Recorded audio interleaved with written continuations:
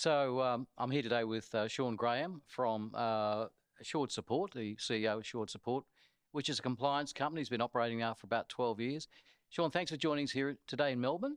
Would you like to just tell us a little bit about what your company does? Well, Assured Support is a broad-based consultancy that helps licensees and advisors deal with complexity and change. We're really about removing friction from the advice process and making businesses easier and better. And removing that level of stress seems to accompany financial services hand in hand. And we're seeing a lot of increasing costs, of course, with people in financial services, particularly advisors' salaries and cost of doing business is just going up. You got any comment to make on that? It's happening everywhere. So the costs of compliance salaries, for example, you would have noticed over the past couple of years since the Royal Commission have gone up exponentially.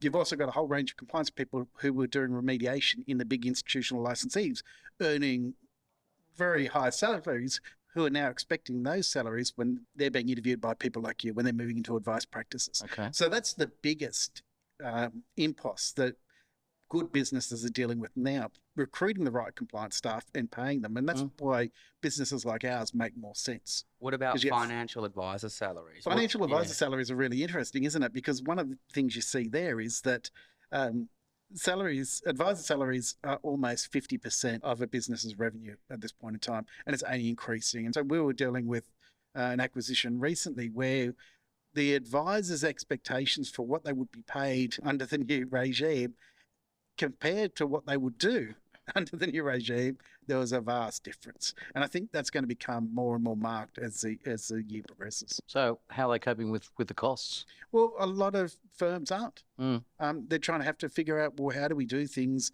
and how do we do things more effectively and more efficiently? And that's why outsourcing is really a good way to look at that type of issue. But sometimes it's about taking a step back and thinking about what they're doing. Because a lot of advisors in particular waste time and money where they don't need to. Well, I was going to say, is there a pushback in compliance costs, and is there a more efficient way of organising compliance? I think the smart business is using compliance to actually reduce their costs.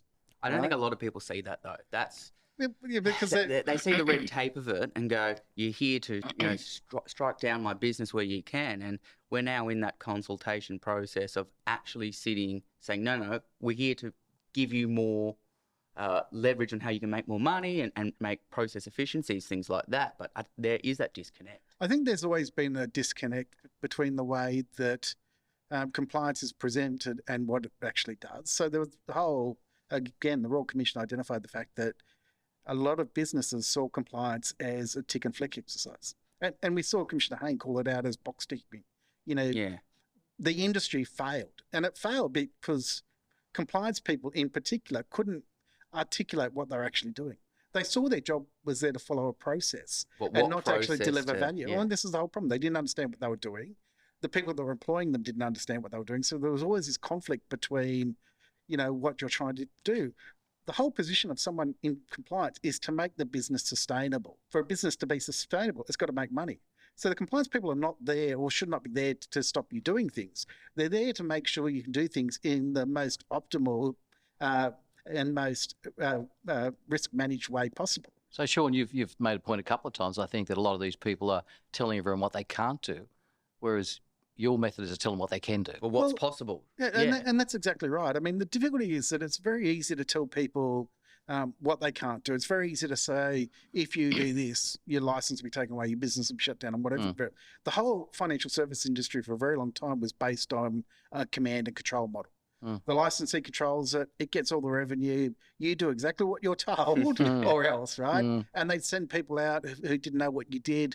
They'd review your advice without understanding what you're doing, give you a mark, and you'd be managed. And that's how the industry worked. It didn't work. It didn't manage risks. It didn't help advisors move from a trade association to a profession. All of those things were badly done. But what we've seen over the past couple of years is, one, with this boom of self-licensing, is you've got advisors actually running businesses and actually taking the time to think about, hang on, what do I need to do to run a license?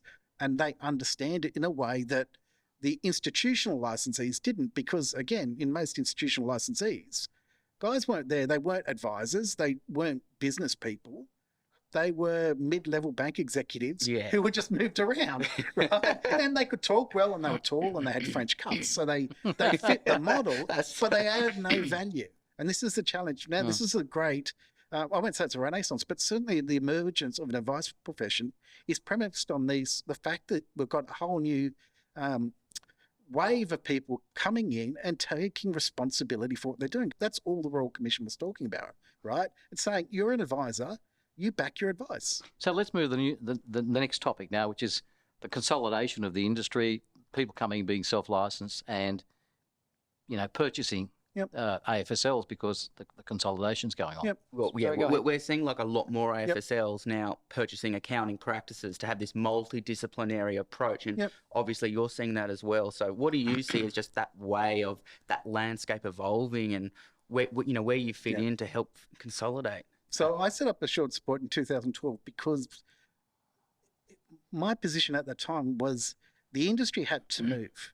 Like the industrialized advice process where it was owned by product manufacturers wasn't advice. It had to change. So even back then I thought what we're going to see is we're going to see businesses become self-licensed. More and more businesses are going to do that. And that took a lot longer than I was expecting, right? It's only starting to happen now because people were still worried about the costs and the liabilities and whatever else.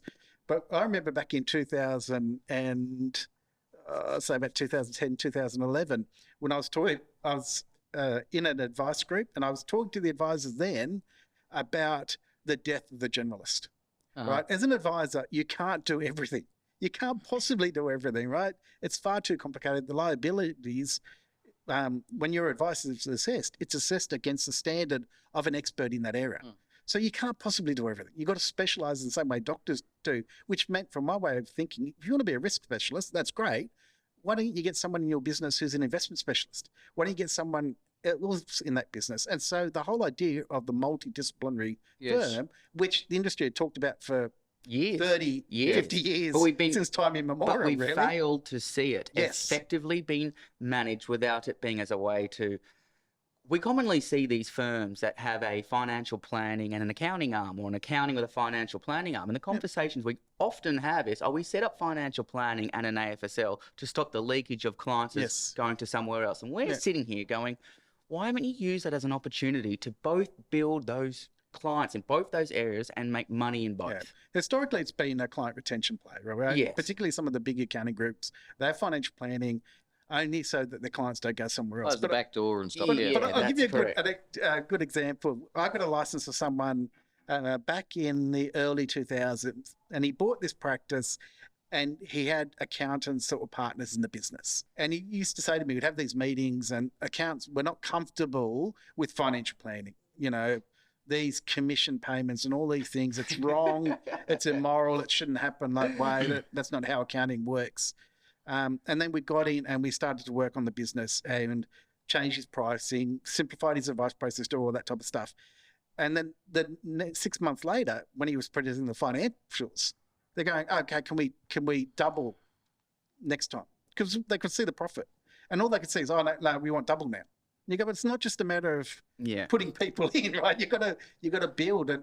And so what it took a long time for the accountants to realize that there was value in this. It wasn't just selling product. There was a whole range of strategic and complementary services that work. And the businesses that do really well are the ones that realize it's a real value add for both sets of clients. Well, that's correct. So they need to talk together. Oh, well, the opportunities about doing that. I mean, there's great opportunities there. Well, this is one of the pieces I did. I did an article where I compared the number of accountants to financial planners, a ratio in Australia and the US. So Australia has one advisor for 12.5 accountants, and the US has one advisor for 4 accountants. So I said, well, there has to be an opportunity there for firms to be able to explore that, because that there is so few financial advisors compared to accountants, that if you're able to offer a consolidated model where you can derive value in both pieces of accounting and financial planning, well, you're going to have a really, really strong business, and that client relationship is worth significantly more. But we're still trying to see that integration of financial planning and accounting. It's just not happening. The challenge you've got there is the financial consequences and the regulatory consequences associated with non-compliance in the financial advice stuff is prohibitive. So you're talking about fines in the millions of dollars, which accountants don't have to deal with. No. Right? So it's a very different risk profile once you integrate financial planning. So you've got to be really comfortable, one, with the advisors you're bringing in and your control framework, your compliance framework. So do you think it's a mentality thing? It is.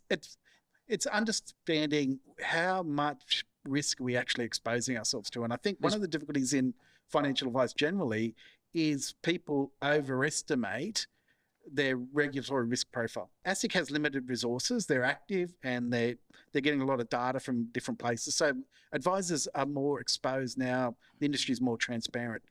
But realistically, ASIC can't come and see every single advisor. No. Right? So if you're running a good business, if you put the proper structure in place, proper systems, get the right support and the right assistance, then you'll be able to run a sustainable, profitable and consistently profitable business. And that's what compliance is all about, right? They can do that. But it's about getting over that initial fear of, if this happens, I'm gone. I'm going to go to jail. I'm going to pay $10 So is it a million question of the accounting side understanding what the compliance is? Yes. And separating the entities in terms of liability? Yeah, that's part of it. Is that it? Is that what your advice? What would be your advice in this? Structure's part of it. You want to try to insulate it as much as possible. You also want to try to make sure that, let's look at how we want to put our business together. So do we have the license held by a holding company, by a parent company, or another associated company? Do we set up a financial planning business, or do we use the license directly? Now, a lot of those questions are tax questions, but they're also questions of liability. But the biggest issue I find for most of these businesses is just getting over that, what's the chance of something happening? If I give the wrong piece of advice or the SOA is defective, there's a potential, $50,000, $100,000, 3-year banning. Does it affect both the accounting side because they're intertwined with the financial planning? That's the reality of that situation. If it's not managed correctly, I would think you do have a contagion risk which you've got to manage. But I think that'd be very small and isolated. Obviously that risk is there for poor governance. And there have been, as you know, if you think back even over the past 10 years, there have been a number of those integrated financial planning and accounting practices which have blown up spectacularly. Right? But it's not about the concept. It's about the management and the culture of the licensee and their risk appetite. What advice would you Sean, give? I was just about to say, look, Sean, you're in a perfect position, having run a compliance business for so long and being a lawyer, to advise on that structure and how that can be siloed. The risk can be siloed. How would you, for example, let's take a case study here. You've got $1 million financial planning practice, 2-3 advisors in there, and the principal says, we're going to buy $1 million accounting practice with 200 odd SMSFs in there, and we want to market it all there. How would you structure that one in terms of offering a consolidated model? Yeah, so the biggest, and I think I've mentioned this before, the biggest problem with these integration plays is generally cultural. For any business looking down that route is to make sure the interests and the values of both businesses are aligned. Okay, right? Do we understand what we're trying to do here? Because there are sometimes subtle differences between the natural conservatism of accountants, because they are more conservative. They are conservative. Which is why, and they see that some financial planners are too out there. They're on the bleeding edge and they don't want to be there. So the biggest step, even before you get to that culture, before you get to the corporate structure piece, is it going to work? Because are we going to be bringing people in where we're just not going to be able to work together, and we're going to blow this up in 6 months because I know we're going to fight about something else. So that cultural piece is that main one.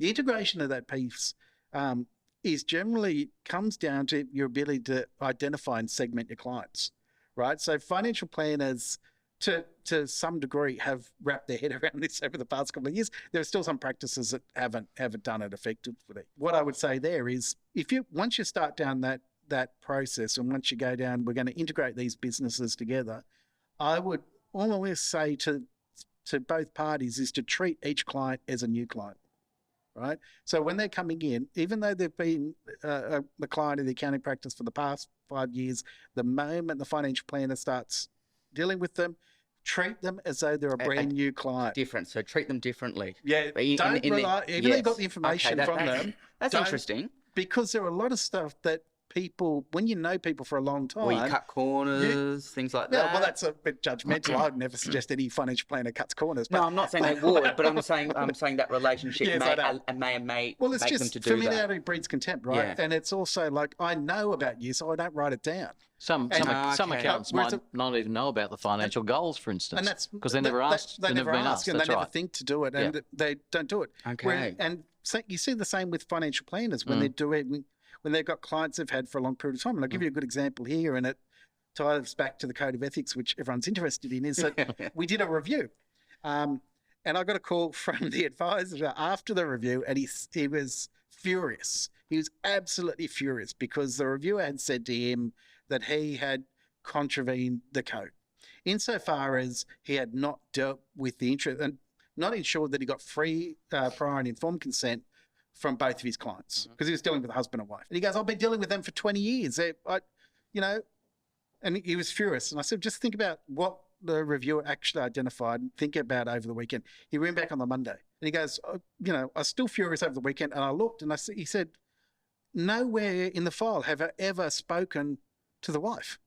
I've never explained stuff to her because, The relationship wasn't there. that's not how I thought it worked. I thought I speak to the husband and it was one of those things. He just didn't see his own blind spot. And it's the same with a lot of advisors. When you're dealing with people all the time, you assume things or you forget things and you don't write it down. So if you treat an accounting client as a new client, and you can supplement your notes later on, that's where you're going to set yourself up for success because you'll identify opportunities as well.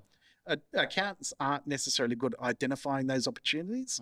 They're too busy. And so it's also about making sure that dialogue's there as well, so that if you identify an opportunity and you go, there's all the spare cash we got to go and do this with, speak to the accountant, because that spare cash might be lying around for a very particular reason that you don't have access to use. So communication culture and the discovery process, because discovery is the foundation of good advice. So you've got to get it done properly. So switching gears now, we talked about outsourcing, how that could come into an integrated model. Offshore outsourcing. Offshore outsourcing. What are your thoughts on using if it's in an integrated model like accounting and advice? I think you need to take a nuanced approach to these types of things, and you need to have a risk-based approach. A lot of the firms that don't outsource don't do it because the outsourcing solution's not better or cheaper or whatever. Sometimes it's a control piece, right? I want to be able to keep an eye on everyone, walk around, And do they not think they can't?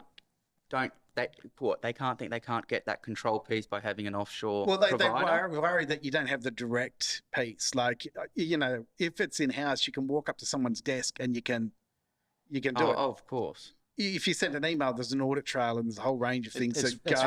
It's funny you should say that, because I'm just we look after quite a big practice, and there's about 30 people in there, and there's only about 2 people in the advice section. Yep. And they're stuck down some little office down the corner. No one knows what they even do. They don't talk to them. So it's amazing. Yeah, but it's one of those issues. I mean, I think Dover was a good example. They outsourced their compliance. Yep. They outsourced it to an extent too far, in my opinion. Also, they didn't also see the deficiencies in the structure of how they arranged it. Yeah. And this is where like, I was talking to them and they explained to me, and I said, well, it seems to me you're missing all these bits and pieces which are critical deficiencies in the way you've set it up. And I was hoping for an engagement, but obviously they just said, if you've got any more ideas, just send them through to us, right? So there's no problem with outsourcing per se. And there are lots of groups. There are big credit groups, for example, that outsource compliance and outsource. And for the mortgage broking. Yeah. And it can work effectively. The issue... Well, that's not in our experience. Just recently fallen over. They can, but we're coming across a couple of really large ones that are just falling apart. Yeah. And I think that's failure in governance. Yeah, of most scale. of these things do. It's the same if you want to outsource stuff, is that you want to outsource to experts. That's the reality. It doesn't matter where they're based. It's often easier if they're in a similar time zone, if you've got a common language, if you've got ways to understand things. Because one of the difficulty things in financial services in particular is that there's so much jargon and so much underlying assumptions and cultural values that flow through. And as a paraplan, you know that because sometimes you'll get a fact find and you can read between the lines and That's go, right. I know what's going to go That's here. correct, And yes. it's hard if you send it to someone who doesn't have those shared values. It's not that it can't be done, but I would say in some cases, I'd be reluctant to outsource, some of those aspects. I would personally, and I guess it's in my self-interest, but I wouldn't outsource compliance. I would never don't see the outsource value of doing that. compliance, no. Administration support, paraplanning in particular, I think you get a much better outcome for every dollar you spend going external. And often you can get far better qualified paraplanners overseas than you can get in Australia. Well, that's correct. At the same Like price point. our average paraplanner has 4 years experience and they come trained in full administration there. And I know I was a paraplanner when I first started out here. Yeah. And one of the things that, well, even I got into is we would never do administration because you would move into a paraplanning. And then as the industry evolved more, where you had to be more flexible in your approach, we weren't just an SOA warehouse. Yeah. We then need to have the flexibility of having paraplanning and administration to be able to cover the gaps in certain periods of the year where there's more administration, paraplanning. I achieved that building my business through having that offshore stuff. I could not mobilize my onshore stuff when I had them, the 2 or 3 I had, to do any administration. Yep. And it was causing a lot of pain. But then going to offshore, the actual flexibility of the staff, as well as the training and the educated staff, were not too far off where they were in Australia, but significantly cheaper, 50% cheaper. So that model there was just a big push for me to be able to go, yes, and yes, let's do the offshore outsourcing. And then we soon learned where the limits of the roles of outsourcing. Yeah. We don't believe in outsourcing, obviously compliance. We think that is just laughable if you start doing that. But most importantly, there are roles in the practice that you've got to keep in-house. And I think that's the sales part and the client communication. Yeah.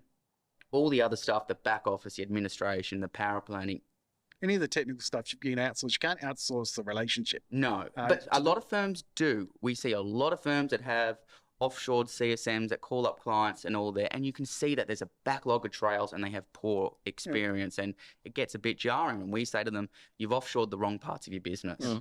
But I think it goes back to the point Mark was making before about the transformation of the industry. Yeah. Because I think paraplanning is one of those areas which is slowly changing. So you go back, let's go 2003 from FSR. What is a paraplanner? It's a typist, right? Yes. I'm going to get to you. I can't handwrite my cars anymore, so you type it out for me, and that's what it is. And what we're seeing now is that the paraplanner, a paralegal is someone who works alongside a legal practitioner. A paraplanner is moving from being that admin typist role to being like an associate advisor. Yes. Where they're more qualified, they're more competent, so that when the discovery comes through and the fact find, they can actually apply their expertise to it as well and identify for the advisor, here's another strategy or an alternative you might not have thought about, and here's where we can fill this out. To be honest, this is our elevator pitch. We go to AFSLs and say, we are an associate advisor role, outsourced paraplanning, offshored, but we have no client communication. Yeah. We will come with you and suggest goals and objectives where we may think they have omitted or missed or need refined, and we'll come back with extra strategies in there. So our role is significantly more than what even I was doing 5-6 years ago. Yeah. We're sitting alongside the advisor and saying, yes, we are an associate advisor, just without that client relationship aspect. Yep. And I think that's what firms are really looking for, especially now with advisors. There's obviously cost pressures with them, and they want to spend as much time as possible meeting, back-to-back meeting, with a nice big, big figure attached, and offload the rest of the work. That's what they're good at. Yeah. They're good at that relationship piece and people in the background, just sorting that out for them, to a compliance process. Yeah. A more cynical person might suggest that they don't want to see more clients. They just want to be more effectively in converting those meetings to action, right? That's cynical view. I'm not suggesting that's the case, but in that case, the associate advisor is a really effective way. One, it's helping to minimize the liability for the advisor, because the associate advisor can be there and say, you've missed this. Yeah. You've identified things. We've got to fix this before we go ahead, and can identify it. But where they're better than an associate advisor is they're never going to steal the client, That's right? yeah, So this is where I think Hadn't thought of that. we have clients come to us and say, we know you're never going to steal your clients. Yeah. And we said we didn't realise that was a benefit of Yeah. our service until we started hearing that they would hire expensive advisors or PYs, and they were so ambitious that they went, I'm going to go be a partner at the firm across the road and take half the Well, clients. it's the same thing in accounting. We've had accountants who have offloaded some of their stuff to bookkeepers or whatever within Australia. Yep. And other accountants even filling in. And suddenly they've taken the clients. Yeah, well, I mean, you look at the press in our industry at the moment. People join a licensee, and then suddenly they're starting up their own licensee with people they've stolen from the previous place. I mean, I remember when I was at CFS that in 2003 there was well over 50 advisors that left FinWiz in Victoria, where the state manager took them and set up a new advice group. Right, so there is that perception that there's some degree of vulnerability, which is sometimes why they don't want to bring people in, where they're reluctant to bring an advisor in on a PY because I'm just going to train them, and then they're going to go somewhere else anyway and compete with me or take some of my clients. Yeah, we've seen that. The advantage of the recently. outsourced service provider is it's all the upside without any of the downside. There's none of the revenue risk that goes with it. And done correctly, the advisor is going to convert more and be more effective about realizing opportunities in that client that they hadn't seen before. It's another set of eyes on the client situation. So it's a really effective process where it works well. Where it doesn't work well is when the associate advisor, the paraplanner, and the advisor don't communicate. Yep. So we've seen a number of examples where you look at the SOA and it's brilliant, fantastic, but it doesn't match any of the information in the client file because the paraplan has filled in the gaps. Yep. That's correct. And you look at it and go, yeah, but it's all fiction. That's fraud. You can't just make stuff up or fill in gaps. And we've had that issues, and it is often my job to sit here and say, work with us. You know, we sit here and go, you've got to give us something to work with, rather than us, you know, give a one-page A4 with 4 pieces of data and 250K in super and go, tell me what platform to put it in and this and that and write the objectives. It doesn't work like that anymore. But there is that pressure on there. And we've seen it before when we've taken clients on towards with us. And I stop that very clearly because we then start going into the difficult part of into the compliance part, and when offshore power planning in general starts to breach those lines with compliance. So my next question is, Sean, is how do you see that successful integration of the compliance piece and the offshore power planning, or just outsourced power planning, in that process where it helps provide efficiencies for you, the AFSL, as well as us as the outsourcers? Yeah. See, this is a funny thing. Like when I talk about compliance, and everyone's got a different view. People, they'll talk about risk management or compliance or whatever. It's all the same thing, right? It's all governance. So all we're talking about is, how do we run a good business? How do I run a business that's sustainable? Whether or not I've got a burger joint or a pub or a financial planning, it's all about, how do I manage the risks to my business? How do I operate my business in a way that's not going to blow up and kill me, kill my staff, kill my clients, whatever. And in financial services, clearly we don't have the same. Hopefully your business aren't likely to blow up and kill anyone. But metaphorically, we've seen a number of examples over the past couple of years where licensees have fallen over, caused enormous damage, right? We've seen that, and a lot of that was exposed through the Royal Commission. Yeah. So how do we make sure that doesn't happen? How do we make it work? Part of that is being clear about what we're trying to achieve. Part of that is understanding what the business's risk profile is like, you know, risk appetite. One of the things that really, not annoys me, but I guess it aggravates me, is you talk to business and we go, we want to grow our business by 30%. Yeah. Okay, what's the plan? Well, we'll have no plan. Okay, well, what are you going to do? Oh, we're prepared to do anything. But no, that's not the right way, right? Part of running a good business is knowing what you're comfortable with and what level of risk you want to assume, right? Because there are some financial planning practices who are innovators and they'll drive product development and whatever else. And a lot of them are happy to deal with the regulatory pressure that goes with it because they've got the money to do it. It's just like compliance. high risk, high return, high return, high risk, all that stuff. But And also you have more the you can have conservatives. high risk, no return. This is the challenge, right? It's not. But you're right. The groups that have the resources can often do the more innovative stuff, right? BT, Macquarie's, whatever, they got billions, right? Yeah. Doesn't matter. If you look at the enforceable undertakings that hit the bank, it didn't affect the share price of any of those groups. No. Right? We're talking about billions of dollars. It doesn't make any difference to them. Our businesses are very different. Like if you got hit with a $11 billion remediation bill, that'd probably worry you. We could probably deal with the $11 one. $11, definitely. We could do that one. We might have to pass a hat around.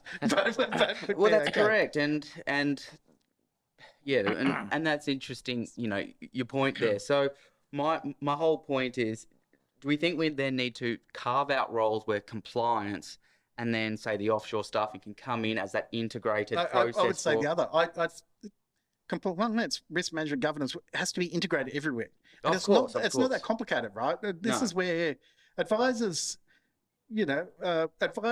overestimate what they need to do and what the law requires of them and whatever else. And so over-service the law, basically. Because they're terrified of risk. They're terrified of going to jail for not handing out the FSG. And, institutional licensees, you haven't signed the fact find, that's a failure, and we're going to dock your bonus or whatever it is. They're terrified of the consequences. There are real, and there should be severe consequences when things are, recurring failures or egregious to send one FSG fraud for 100 clients is crazy. It's not there. There is some reputation, and there is risk involved. We're a highly regulated, highly transparent, frequently changing industry. Right? There's a lot going on, and there's always a lot going on. If you want to work in a business which it stays the same day in, day out, you shouldn't be in financial services, right?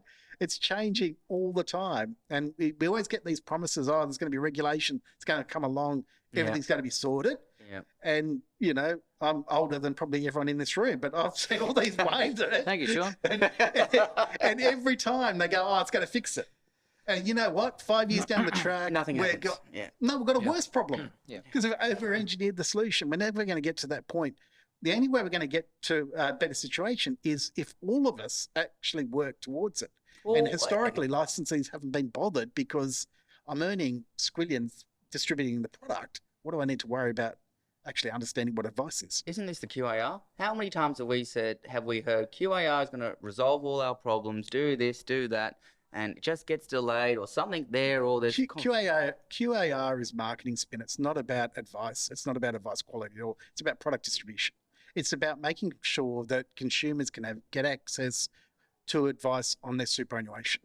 And how do we do that? Well, let's make it open to super funds and other groups to be able to do it. So you believe it's almost a little bit like a false security? Yeah, I think, and we've said this publicly, I think it was presented as about advice to get advisors distracted from what was actually going on. It's very little about advice, right? So what do they say? I will get rid of SOAs. And then you read it and go, hang on, we're not getting rid of SOAs. We're just saying it's only got to cover those things. But they're the things that the law says have to be there at the moment. There's no change. It's a massive spin job.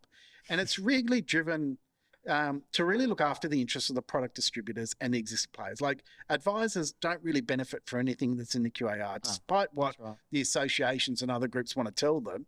It's a con job, right? If they were interested in really improving the state of advice in Australia, it would have been led by people who know advice.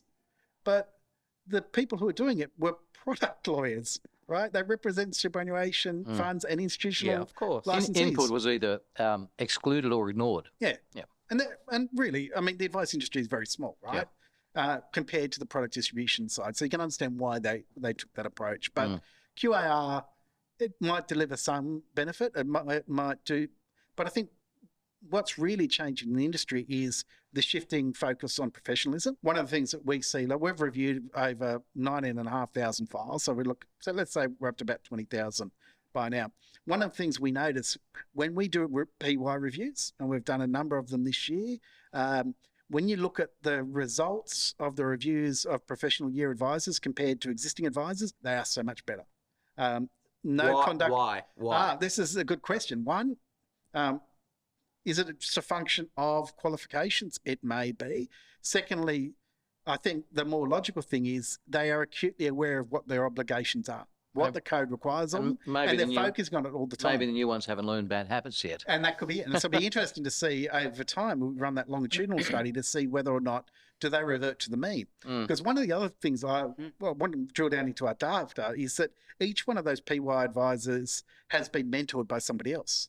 Now, I wonder whether by mentoring, they become better as well, because suddenly they go, that's interesting. Oh, I've got to produce SOAs. I hadn't thought about that one, right? And so they start doing it. And so I think it's having this a twofold effect. The new guys coming through are better, but it's reminding I was about to say older, but the more experienced advisors, the more experienced advisors about what the stuff they've forgotten. And they're just refocusing. And I think by doing that, they're actually looking at, this isn't as hard as I thought it was. I thought I had to put all this stuff in my SOA. I actually don't. I can do it like this. It goes back to what we said. You're telling people what they can do rather than what they can't do. Yeah. Yes. That's extremely important. It's easy to sell fear, right? We know that most of my colleagues, and occasionally I bite back on LinkedIn where you get one of these guys coming, oh, if you don't do this, AFSL are going to come and shut you down. No. No, it's highly unlikely that's going to be the case. And why are you worrying people who are worried enough about it? That's correct. Give them the tools to go, here's how you address that risk. Here's how you can do it. Here's what it actually means. Let's break it down into simple terms so you can understand, you can process it. Because advisors aren't dumb, right? Most of them have been trained in a particular way and they're open to doing things differently. But again, Commissioner Hayne identified the fact that too many licensees tell the advisors what not to do without explaining why. You have to do this. Why not tell them why they need to do this? I remember dealing with an advisor when I was at one group, and he was complaining about his SOAs, they're too long. So I sat down with him and showed him all the stuff he could take out, whatever else. And then he went home and talked to his wife, who was a barrister, and I think she just wound him up because he was horrible. He goes, oh, I can't. She just said, oh, if this happens, I'm going to. Yeah, but it's unlikely to happen, right? Every time you leave the house, every time you get out of bed, every time you wake up, you're facing risks. Well, isn't that the whole thing of like life insurance? Yes. You have that there for the 1 in 10,000 chance you get hit by a bus, but then you're protected with $1 million payout because that's what you covered it with. Yeah. And so that's why you engage proper support, whether it's paraplanning, whether it's compliance or whatever. It's to give you that security. And it's not to replace, to allow the advisor to abdicate responsibility. No. The advisor is still going to be accountable and should be accountable and has to stand behind that, but they've got people around them who can equip them to make the right choices and can reassure them. You don't need to worry. It's all okay, right? This is all you need to do. That's the real value of that outsourced relationship, because one of the difficulties you would have noticed is that, particularly with insourcing creates its own problems. So we saw report 5155 that ASIC put out a number of years ago, which highlighted the fact that internal compliance functions within big licensees were effectively useless. They don't pick stuff up because they're conflicted. That's correct. And you don't want your boss to yell at you. Upper management pressures. All these reasons. But what's happening now? AMP insource, Insignia insource, Count insource. So it's like we haven't learnt from historic examples. And we'll go, oh, we're very different. Why are we very different?